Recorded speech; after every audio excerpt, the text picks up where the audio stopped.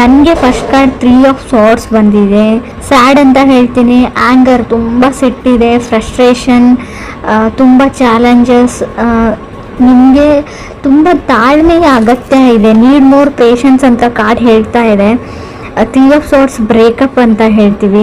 So ಯಾವ ಥರ breakup ಅಂದರೆ, ನಾನು ಸ್ಪೆಷಲಿ 5 ಆಫ್ ಸಾರ್ಟ್ಸ್ ಅಥವಾ 7 ಆಫ್ ಸಾರ್ಟ್ಸ್ ಬಂದಿದ್ದರೆ ನಿಮಗೆ ವಿಷಯ ಗೊತ್ತಾಗಿರುತ್ತೆ ಅವ್ರು ಮೋಸ್ಕರ ಅಂತ ಬ್ರೇಕಪ್ ಮಾಡ್ಕೊಂಡಿದ್ದೀರಾ ಅಂತ ಹೇಳ್ಬೋದು. 3 ಆಫ್ ಸಾರ್ಟ್ಸ್ ಇಲ್ಲದೆ ಇರೋ ವಿಷಯಕ್ಕೆ ಅಥವಾ ಥರ್ಡ್ ಪರ್ಸನ್, ಯಾರೋ ಮೂರನೇ ವ್ಯಕ್ತಿ ನಿಮ್ಮಿಬ್ಬರ ಮಧ್ಯೆ ತಂದಿಡ್ತಾ ಇದ್ದಾರೆ. ಆಲ್ರೆಡಿ ಮ್ಯಾರಿಡ್ ಆಗಿದ್ರೆ ಫ್ಯಾಮಿಲಿ ಮೆಂಬರ್ಸ್, ರಿಲೇಟಿವ್ಸ್, ಅಥವಾ ನಿಮ್ಮ ಮನೆಯಲ್ಲೋ ಅಥವಾ ಅವ್ರ ಮನೆಯಲ್ಲೋ ನೀವಿಬ್ಬರು ಚೆನ್ನಾಗಿರೋದನ್ನ ಅವ್ರಿಗೆ ನೋಡೋಕ್ಕಾಗಲ್ಲ ಅಂತ ಕಾರ್ಡ್ ಕ್ಲಿಯರ್ ಆಗಿ ಹೇಳ್ತಾ ಇದೆ ಅವ್ರಿಗೆ. ನಿಮಗೆ ಬೇರೆಯವ್ರ ಮಾತನ್ನ ಕೇಳೋದನ್ನು ಬಿಟ್ಬಿಡಿ. ನಿಮಗೆ ಆ ವ್ಯಕ್ತಿನ ಕಂಡ್ರೆ ಇಷ್ಟ ಇದೆಯೋ ಇಲ್ವೋ ಅದ್ರ ಬಗ್ಗೆ ಅಷ್ಟೇ ಯೋಚನೆ ಮಾಡಿ ಅಂತ ನಾನು ಹೇಳ್ತೀನಿ. Second card 7 of cups.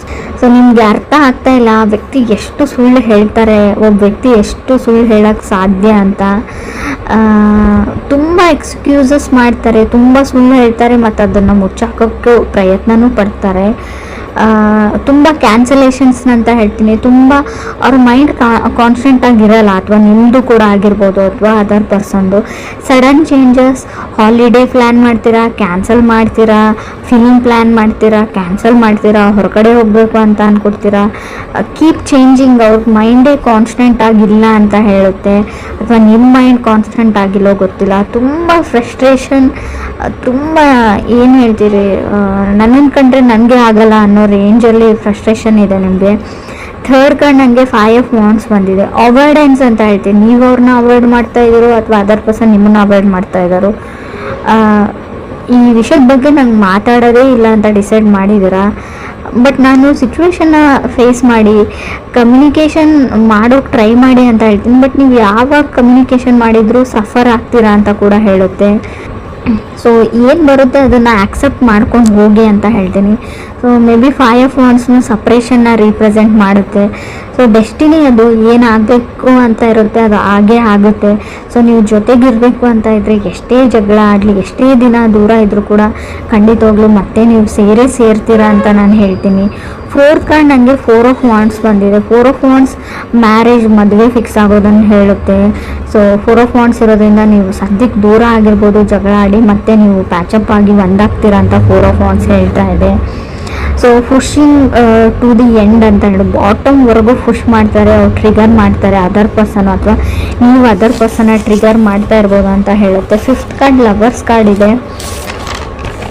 Lovers card action matters ಅಂತ ಹೇಳುತ್ತೆ. ನೆಕ್ಸ್ಟ್ ಕಪಲ್ ಆಫ್ ವೀಕ್ಸಲ್ಲಿ ತುಂಬಾ ಜಗಳಗಳಾಗ್ಬೋದು, ತುಂಬಾ ಸಾರಿ ಇರ್ಬೋದು, ಫರ್ಗಿವ್ನೆಸ್ ಇರಲಿ ನಿಮ್ಮ ಹತ್ರ ಅಂತ ಹೇಳ್ತೀನಿ. ಏನೇ ಆಗಿದ್ರೂ ಅವ್ರನ್ನ ಕ್ಷಮಿಸ್ಬಿಡಿ ಅಂತ ಕಾರ್ಡ್ ಹೇಳ್ತಾ ಇದೆ. ಸೊ ಇದರಿಂದ ನಿಮ್ಮ ರಿಲೇಷನ್ಶಿಪ್ ಉಳಿಯುತ್ತೆ. ಫ್ಯೂಚರ್ ಚೆನ್ನಾಗಿದೆ, ಬಟ್ ಸದ್ಯಕ್ಕೆ ಇದು ಸೈಕಲ್ ಥರ ಮತ್ತೆ ಜಗಳ ಆಗಿದೆ ಮುಂದೆ ಆಗಲ್ಲ ಅಂತ ಹೇಳಲ್ಲ, ಮತ್ತೆ ಜಗಳಗಳು ಆಗ್ತಾನೆ ಇರುತ್ತೆ. ಬಟ್ ನಿಮ್ಮ ಹತ್ರ ಇದೆ ಪೇಷನ್ಸ್ ಇಸ್ ಎ ಕೀ ಅಂತ ಹೇಳ್ತೀನಿ. ಎಷ್ಟು ನಿಮ್ಮ ಹತ್ರ ತಾಳ್ಮೆ ಇರುತ್ತೆ ಅಷ್ಟು ವರ್ಕ್ ಆಗುತ್ತೆ ಅಂತ ನಾನು ಹೇಳ್ಬೋದು. 6th ಕಾರ್ಡ್ ಸ್ಟಾರ್ ಕಾರ್ಡ್ ಬಂದಿದೆ. ಸಫರಿಂಗ್ ಮ್ಯಾರೇಜ್ ಅಂತ ಹೇಳುತ್ತೆ ಆ್ಯಂಡ್ ರಿಲೇಷನ್ಶಿಪ್ ಅಂತ ಕೂಡ ಹೇಳ್ತೀನಿ. ಸೊ ಮೇ ಬಿ ನೀವು ಆಲ್ರೆಡಿ ಮದುವೆ ಆಗಿರ್ಬೋದು, ಮದುವೆ ಆಗಿದ್ದಾಗಿಡ್ದು ನಿಮಗೆ ಬರೀ ಸಫರಿಂಗ್ ಇರ್ಬೋದು, ಬರೀ ಈ ಮದುವೆಯಿಂದ ಬರೀ ನೀವು ತುಂಬ ಅಂದರೆ ತುಂಬ ಮಾನಸಿಕ ಅಶಾಂತಿನ ಅನುಭವಿಸಿರ್ಬೋದು. ಸೊ ಅದು ಡೆಸ್ಟಿನಿಯಲ್ಲಿದೆ, meant to have a fight ಅಂತ. ಸೊ ಅದನ್ನು ನೀವು ಚೇಂಜ್ ಮಾಡೋಕ್ಕಾಗಲ್ಲ. ಇವ್ರನ್ನೇ ಅಲ್ಲ, ಬೇರೆ ಯಾರನ್ನು ಕೂಡ ನೀವು ಮದುವೆ ಆಗಿದ್ರು ಡೆಸ್ಟಿನಿನ ಬದಲಾಯಿಸೋಕ್ಕಾಗಲ್ಲ. ಹಣೆ ಬರ ಅಂತ ಹೇಳ್ತೀವಿ ನಾವು, ಅದನ್ನು ನೀವು ತೆಗ್ದಾಕೋಕ್ಕಾಗಲ್ಲ. 7th ಕಾರ್ಡ್ 10 ಆಫ್ ವಾಂಡ್ಸ್ ಬಂದಿದೆ.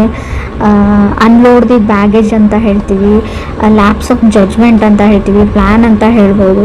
ನೀವು ಅದರ್ ಪೀಪಲ್ನ ಸಡನ್ನಾಗಿ ಜಡ್ಜ್ ಮಾಡೋದನ್ನು ಬಿಡಿ ಅಂತ ಹೇಳ್ತಾ ಇದೆ ಕಾರ್ಡು. ಸೊ ನೀವು ತುಂಬ ಬೇಗ ಬೇರೆಯವ್ರ ಬಗ್ಗೆ ನೆಗೆಟಿವ್ ಆಗಿ ಯೋಚನೆ ಮಾಡ್ತಾ ಇರ್ಬೋದು, ನೀವು ಅಥವಾ ಅದರ್ ಪರ್ಸನ್ನು. So may be other person last ಮಿನಿಟಲ್ಲಿ ಅವ್ರ ಮೈಂಡ್ನ ಚೇಂಜ್ ಮಾಡ್ಕೊಳ್ತಾರೆ, ಸಡನ್ನಾಗಿ ಅವ್ರ ಡಿಸಿಷನ್ನ ಚೇಂಜ್ ಮಾಡ್ಕೊಂಡ್ಬಿಡ್ತಾರೆ ಅಂತ ಕಾರ್ಡ್ ಹೇಳುತ್ತೆ, ಅಥವಾ ನೀವು ಮಾಡ್ಕೋಬೋದು. 8th ಕಾರ್ಡ್ ಹರ್ಮೆಟ್ ಕಾರ್ಡ್ ಬಂದಿದೆ. ಟೈಮ್ ಔಟ್ ಅಂತ ಅನ್ನಿಸ್ತಾ ಇರ್ಬೋದು ನಿಮಗೆ, ಇನ್ನು ಸಾಕಪ್ಪ ಸಾಕು, ಇದರಿಂದ ಹೊರಗಡೆ ಹೋದ್ರಾಯ್ತು ಅಂತ ಕೂಡ ಅನಿಸ್ಬೋದು. ಬಟ್ ತಾಳ್ಮೆ ಇರಲಿ ಅಂತಲೇ ಕಾರ್ಡ್ ಹೇಳ್ತಾ ಇರೋದು. ನೀವು ಕನೆಕ್ಟ್ ಆಗಿರೋ ವ್ಯಕ್ತಿ ಏನು ತುಂಬ ಕೆಟ್ಟ ವ್ಯಕ್ತಿ ಅಲ್ಲ, ಅವ್ರು ತುಂಬ ಒಳ್ಳೆಯವರು. ಸೊ ಸಿಚುವೇಶನ್ನು, ಈ ಪ್ಲ್ಯಾನೆಟ್ ರೆಸ್ಟ್ರೋಗೇಷನು, ಅವ್ರ ಚಾರ್ಟಲ್ಲಿರೋ ಗ್ರಹಗಳು, ಹೇಳ್ತೀವಲ್ವ ಅವ್ರ ಡೆಸ್ಟಿನಿ, ಸೊ ಆ ಥರ ಮಾಡಿಸ್ತಾ ಇರುತ್ತೆ. ಅವ್ರು ಮಾಡ್ತಾ ಇರಲ್ಲ. ಬಟ್ ಕೆಲವ್ರಿಗೆ ನಿಮ್ಮನ್ನು ಸಹಿಸ್ಕೊಳ್ಳೋಕ್ಕಾಗಲ್ಲ. ಸ್ವಲ್ಪ ದೃಷ್ಟಿ ದೋಷ ಅಂತ ಹೇಳ್ತೀವಿ, ಆದಷ್ಟು ಅದನ್ನು ನಿವಾರಣೆ ಮಾಡ್ಕೊಳ್ಳಿ ಅಂತ ಹೇಳ್ಬೋದು. ಹರ್ಮೆಟ್ ಕಾರ್ಡ್ ಸೋಲ್ ಸರ್ಚಿಂಗ್, ತುಂಬ ಡಿಪ್ರೆಷನ್ನಲ್ಲಿ ಇರ್ತೀರ, ಸ್ವಲ್ಪ ಮೆಡಿಟೇಷನ್ ಮಾಡಿ, ಯಾವುದಾದ್ರೂ ವೆಕೇಷನ್ಸ್ಗೆ ಹೋಗಿ, ಪ್ಲೇಸ್ ಚೇಂಜ್ ಮಾಡಿ, ಫ್ರೆಂಡ್ಸ್ನ ಮೀಟ್ ಮಾಡಿ, out of the box think ಮಾಡಿ, ನಿಮ್ಮ ಲೈಫ್ನ ಬಿಟ್ಬಿಟ್ಟು ಬೇರೆದ್ರ ಬಗ್ಗೆ ಯೋಚನೆ ಮಾಡಿ ಅಂತ ಹೇಳ್ತೀನಿ. 9th card 7 of pentacle, patience is the big thing ಅಂತ ಹೇಳುತ್ತೆ ಇಲ್ಲಿ. ಸೊ ಯಾವಾಗ ಇಬ್ಬರು ವ್ಯಕ್ತಿಗಳು ಜಗಳ ಆಡಿ ತುಂಬ ಹರ್ಟ್ಫುಲ್ ಮಾತುಗಳನ್ನ ಆಡಿ, ಕೆಲವ್ರಿಗೆ ಹರ್ಟ್ ಮಾಡಿರ್ತೀರ ನೀವು, ಅದರ್ ಪರ್ಸನ್ ನಿಮಗೆ ಅದರ್ ಪರ್ಸನ್ಗೆ. ಬಟ್ ಅದನ್ನು ಫಾರ್ಗಿವ್ ಮಾಡೋದು ಅಥವಾ ಕ್ಷಮಿಸೋದು ಅಷ್ಟು ಸುಲಭ ಅಲ್ಲ ನನಗೆ ಗೊತ್ತು. But 7 of pentacles, forgiveness is A key, patience is A key ಅಥವಾ ಬಿಗ್ ಥಿಂಗ್ ಅಂತ ಹೇಳ್ತಾ ಇದೆ. ನೀವು ತಾಳ್ಮೆ ಮತ್ತು ಒಬ್ಬ ವ್ಯಕ್ತಿನ ಕ್ಷಮಿಸುವಂಥ ಗುಣನ ನೀವು ಈ ಮಂತಲ್ಲಿ ಅಥವಾ ಈಗಲೇ ಇಟ್ಕೊಂಡ್ರೆ, ಸೊ ನಿಮ್ಮ ರಿಲೇಷನ್ಶಿಪ್ ತುಂಬ ಚೆನ್ನಾಗಿರುತ್ತೆ. ನಿಮ್ಗೆ ಅನ್ನಿಸ್ಬೋದು ಬಿಟ್ಟು ಹೋಗ್ಬಿಡ್ತೀನಿ, ಸಪ್ರೇಟ್ ಆಗಿಬಿಡೋಣ, ಡಿವೋರ್ಸ್ ತೊಗೊಂಡ್ಬಿಡೋಣ ಅಂತ, ಬ್ರೇಕಪ್ ಮಾಡ್ಕೊಂಡ್ಬಿಡೋಣ ಅನಿಸ್ಬೋದು ಕೆಲವರಿಗೆ. ಬಟ್ ಅದಾದಮೇಲೆ ತುಂಬ ದೊಡ್ಡ ಪ್ರೊಸೆಸ್ ಇರುತ್ತೆ. ಆ ಫ್ರಸ್ಟ್ರೇಷನ್ನು, ಆ ವ್ಯಕ್ತಿನ ಮರೆಯೋಕ್ಕಾಗಲ್ಲ ನಿಮಗೆ. 4 ಆಫ್ ಸೋರ್ಸ್ ಕಾರ್ಡ್ ಬರ್ತಾ ಇರುತ್ತೆ, ಅಂದರೆ ನಿಮ್ಗೆ ನಿದ್ದೆನೇ ಬರೋದಿಲ್ಲ. ಆ ಹಳೆ ನೆನಪುಗಳು, ಮೆಮೊರೀಸು, ಅದರಿಂದ ಹೊರಗಡೆ ಬರೋದು ಅಷ್ಟೊಂದು ಸುಲಭ ಅಲ್ಲ. ಇದನ್ನು ಅನುಭವಿಸಿದವ್ರಿಗೆ ಅಷ್ಟೇ ಗೊತ್ತಿರುತ್ತೆ. ನಿಮಗೆ ಈಸಿ ಅಂತ ಅನ್ನಿಸ್ಬೋದು, ಬರೀ ಮಾತಲ್ಲಿ ಅನಿಸುತ್ತೆ. ಅದನ್ನು ನೀವು ಟ್ರೈ ಮಾಡಿದರೆ ತುಂಬ ಸಫರ್ ಆಗ್ತೀರಾ ಅಂತಲೂ ಕಾರ್ಡಲ್ಲಿ ಹೇಳ್ತಾ ಇದೆ. 10th ಕಾರ್ಡ್ ನನಗೆ 10 ಆಫ್ ಸಾರ್ಡ್ಸ್ ಬಂದಿದೆ. ನೀವು ಕ್ಷಮಿಸಿದ್ರೆ ನಿಮ್ಮ ಲೈಫು ತುಂಬಾ ಅಂದರೆ ತುಂಬ ಚೇಂಜ್ ಆಗುತ್ತೆ. ನಾನು ಯಾವ ಥರ ಹೇಳ್ಬೇಕು ಗೊತ್ತಾಗ್ತಾ ಇಲ್ಲ. ಸ್ವಲ್ಪ ಕ್ಷಮೆ ಇರಲಿ ಅಂತ ಹೇಳ್ತೀನಿ. ನನಗೆ ಗೊತ್ತು ತಪ್ಪೆಲ್ಲ ಅದರ್ ಪರ್ಸನ್ದೇ ಅಂತಲೂ ಗೊತ್ತು. ಬಟ್ ಆದರೂ ಕೂಡ ಈ ಒಂದು ಮಂತ್ ಸುಮ್ಮನಿರೋಕ್ಕೆ ಟ್ರೈ ಮಾಡಿ, ತಾಳ್ಮೆ ಇರಲಿ ಅಂತ ಹೇಳ್ತೀನಿ. 10 ಆಫ್ ಸೋರ್ಡ್ಸ್ ಇರೋದ್ರಿಂದ ತುಂಬ ಜಗಳ, ಫ್ರಸ್ಟ್ರೇಷನ್ ಇಲ್ಲದೆ ಇರೋದನ್ನು ಅವ್ರ ಫ್ಯಾಮಿಲಿ ಮೆಂಬರ್ಸ್ ಹೇಳ್ಬೋದು, ನಿಮ್ಮ ಫ್ಯಾಮಿಲಿ ಮೆಂಬರ್ಸ್ ಹೇಳ್ಬೋದು. ಸೊ ನೀವು ನಂಬಿರೋ ವ್ಯಕ್ತಿನೇ ನಿಮಗೆ ಮೋಸ ಮಾಡ್ಬೋದು, ನೀವು ಮಾಡಿರದೇ ಇರೋದನ್ನು ಮಾಡಿದಿರಿ ಅಂತಲೂ ಹೇಳ್ಬೋದು ಅಂತ ಕಾರ್ಡ್ ಹೇಳುತ್ತೆ. 11th ಕಾರ್ಡ್ ಮೂನ್ ಕಾರ್ಡ್ ಬಂದಿದೆ. ಅಬ್ಸೆಸಿವ್, ಇದು ಇದೇ ಥರನೇ ಮಾಡಬೇಕಾಗಿತ್ತು, ನಾ ಹೇಳಿದ ಥರನೇ ಆಗಬೇಕು ಅನ್ನೋದಿದೆ ನೀವು ಅಥವಾ ಅದರ್ ಪರ್ಸನ್ನು. ಮೇಕಿಂಗ್ ವಾರ್ ಅಂತ ಹೇಳುತ್ತೆ, ಒಂದು ಯುದ್ಧನೇ ಆಗ್ಬೋದು. ಸಮಥಿಂಗ್ ಅಬೌಟ್ ಟು ಚೇಂಜ್ ಅಂತ ಹೇಳುತ್ತೆ ಮೂನ್ ಕಾರ್ಡ್ ಇರೋದ್ರಿಂದ. ಮೂನ್ ಕಾರ್ಡ್ ಅಂದರೆ ಸ್ವಲ್ಪ ಕಣ್ಣೀರು ಹೇಳ್ತೀನಿ, ಹಿಡನ್ ಥಿಂಗ್ಸ್, ಕೆಲವೊಂದು ವಿಷಯಗಳನ್ನ ಅವ್ರು ಸುಳ್ಳು ಹೇಳಿರ್ಬೋದು ಅವ್ರ ಫ್ಯಾಮ್ಲಿದವರು ಅಥವಾ ನಿಮ್ಮ ಫ್ಯಾಮ್ಲಿದವರು. ಇವರ್ ಇನ್ ದಿ ವೇಟಿಂಗ್ ಝೋನ್ ಅಂತ ಕೂಡ ಕಾರ್ಡ್ ಹೇಳ್ತಾ ಇದೆ. ಯಾವುದಕ್ಕೂ ವೇಟ್ ಮಾಡ್ತಾ ಇರ್ಬೋದು ಕೆಲವ್ರದ್ದು. ಸೊ ರೀಡಿಂಗ್ ಅಂದರೆ ಕೆಲವ್ರಿಗೆ ನಾನು ಸಫರಿಂಗ್ ಆಫ್ ಮ್ಯಾರೇಜ್ ಹೇಳ್ತೀನಿ. ಸ್ವಲ್ಪ ಕೇರ್ಫುಲ್ ಆಗಿರಿ. ನಿಮಗೆ ಕೆಲವೊಂದು ಆಪ್ಷನ್ಸ್ ಬರುತ್ತೆ, ರಿಲೇಟಿವ್ ಕಡೆಯಿಂದ ಆಗಿರ್ಬೋದು, ಪ್ರಪೋಸಲ್ ಬರುತ್ತೆ. ಸೊ ಅದನ್ನು ನೀವು ಚೆನ್ನಾಗಿ ವಿಚಾರಣೆ ಮಾಡಿ, ಫ್ಯಾಮ್ಲಿ ಬ್ಯಾಕ್ಗ್ರೌಂಡ್ ಅಥವಾ ಅವ್ರ ಊರು, ಅವರಿರೋ ಪ್ಲೇಸು, ಅವ್ರು ಕೆಲಸ ಮಾಡೋ ಜಾಗ, ಸೊ ಅವರು ಯಾವ ಥರ ವ್ಯಕ್ತಿ ಅಂತ. ಸೊ ತುಂಬ ಬೇಗ ಹಳ್ಳಕ್ಕೆ ಬೀಳುವಂಥ ಚಾನ್ಸಸ್ ಇದೆ. ಸೊ ಮೂನ್ ಕಾರ್ಡ್ ಇರೋದ್ರಿಂದ ನಿಮ್ಗೆ ಯಾರಾದರೂ ಇಲ್ಲದೆ ಇರೋದನ್ನು ತೋರಿಸ್ಬಿಟ್ಟು ಇದು ನಮ್ಮದೇ ಅಂತ ಹೇಳಿಬಿಟ್ಟು ಮದುವೆ ಆಗುವಂಥ ಚಾನ್ಸಸ್ ಇದೆ. ಸೊ ಬಿ ಕೇರ್ಫುಲ್ ಅಂತ ಹೇಳ್ತೀನಿ. ಹರ್ಮೆಟ್ ಕಾರ್ಡ್ ಇರೋದ್ರಿಂದ ನಾನು ಒಂಟಿ ಆಗಿದ್ದೀನಿ, ನನಗೆ ಯಾರೂ ಇಲ್ಲ, ಲೋನ್ಲಿ ಆಗಿದ್ದೀನಿ ಅಂತ ಕೂಡ ಕೆಲವೊಂದು ಸರ್ತಿ ನಿಮ್ಗೆ ಅನ್ನಿಸ್ಬೋದು. ಸೊ ಆ ಕ್ಷಣಕ್ಕೆ ಯಾವುದೇ ನಿರ್ಧಾರಗಳನ್ನ ನೀವು ತೊಗೊಳ್ಬೇಡಿ.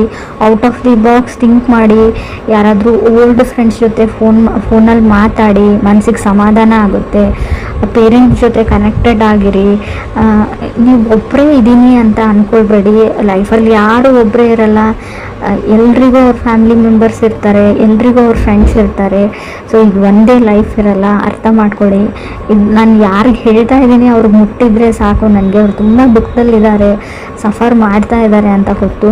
ಈ ಸಿಚುವೇಶನ್ ನಿಮ್ಗೆ ಅಷ್ಟೇ ಬಂದಿರಲ್ಲ. ರಿಲೇಷನ್ಶಿಪ್ಪಲ್ಲಿರೋರಿಗೆ, ಕಮಿಟ್ ಆಗಿರೋರಿಗೆ ಎಲ್ರಿಗೂ ಈ ಕಣ್ಣೀರು ಬಂದಿರುತ್ತೆ. ಎಲ್ಲರೂ ಈ ಕಷ್ಟನ ಅನುಭವಿಸಿರ್ತಾರೆ.